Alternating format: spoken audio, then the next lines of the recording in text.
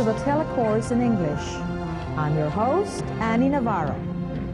We have finished the 7 episodes on listening, where we taught you the various ways of teaching and testing listening. But listening is only one half of the oral communication process. For the next 7 episodes, we will look into the other half of the communication cycle. We will concentrate on speaking. In today's episode, we will focus on the nature of the communication process. Look at these people. What are they doing? They are communicating with each other, aren't they? Think of the kind of world we would have if people didn't speak with each other. We would have a world of silence. Actually, even if persons were speaking to each other, it doesn't mean that communication would take place. There are factors that affect communication. Let's find out what these are. But first, let's look at what and who are involved in the communication process. First, we would have a sender of the message. In the case of oral communication, it would be a speaker. The speaker would, of course, have something to say, and that would be his message. This message would be carried by sound waves and would be received by the listener.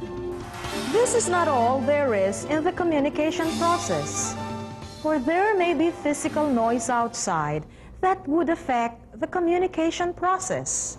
Or the listener may not be feeling well or may be emotionally upset, in which case the message sent or received would be distorted. What then would affect the communication process? Let's look at each of the items we said are involved in the communication process. Let's start with the speaker. For one thing, the speech sounds he makes would affect the message if he mispronounces the words. He may be misunderstood. Then, his choice of words would also affect his message. Were they comforting? How did he organize his ideas? Were they easy to follow? All of these would affect the message of the speaker. Well, what about the listener? What factors would affect how well he receives the message?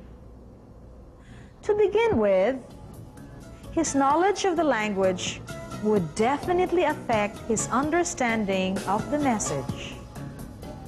In addition, how the listener feels when he hears the message will also affect his reaction to what he hears. This is what we referred to earlier as noise. That is, internal or psychological noise. The attitude of the listener to the speaker would also affect how he picks up the message. If he is not interested in the speaker, more so in the topic talked about, then he is likely not to pick up the message. Communication breaks down. How often do we make our learners become aware of the roles and responsibilities the speaker and listener have in putting across messages? This episode will certainly give you techniques and strategies on how to make our learners communicate effectively. Specifically, the episode will talk about the nature of the communication process. Let's take a look at this communication model. What does it show? Well, this model is called SMCR, or Source, Message, Channel, and Receiver. Notice that the elements listed under Source, the speaker or sender, are the same elements listed under Receiver.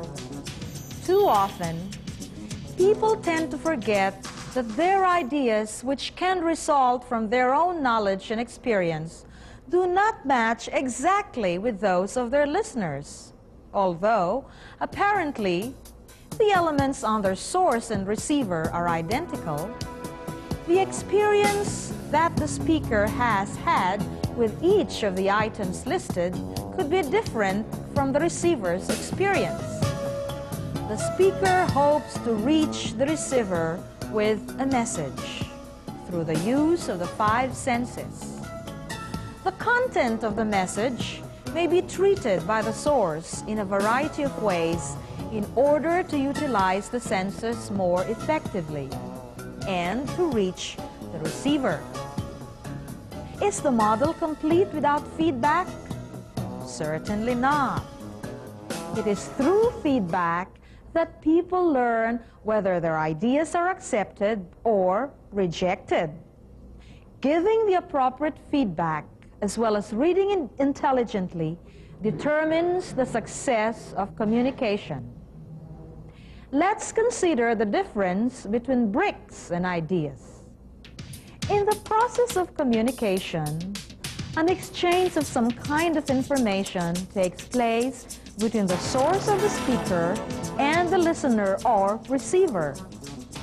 But people do not transfer messages as they would move sacks of rice and flour or even a pile of bricks.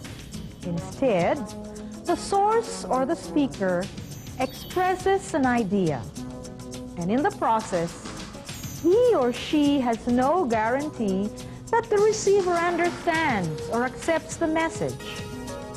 If the ideas were sacks of rice or bricks, they could be neatly transferred from one place to another. But ideas are different. They have to be heard, listened to, understood, responded to, for effective communication to take place.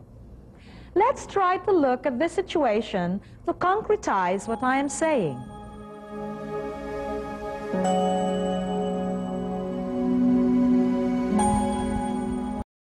James, it's been a long time since I last saw you. Hey, James, where have you been? Why couldn't James respond to Carlos? Evidently, there was a barrier. The pair of earphones blocked communication. How important is feedback then? Receivers of passages should not be passive, because as they respond to ideas, they in turn influence the sender of the message. This interaction can modify or completely change the structure of the ideas. Even when the listener shows little outward response or maintains a certain kind of formal neutrality, he or she may actually be reacting coolly. The alert speaker will again realize the need to adapt and then proceed accordingly. We can therefore say that communication involves process, interaction, and feedback in the use of verbal and non-verbal means of expressing a message. That is to say, communication involves response. If no physical or mental response follows the sending of an idea, no communication occurs. Have you ever experienced communication breakdown in your own classroom? Let's talk more about that when we return.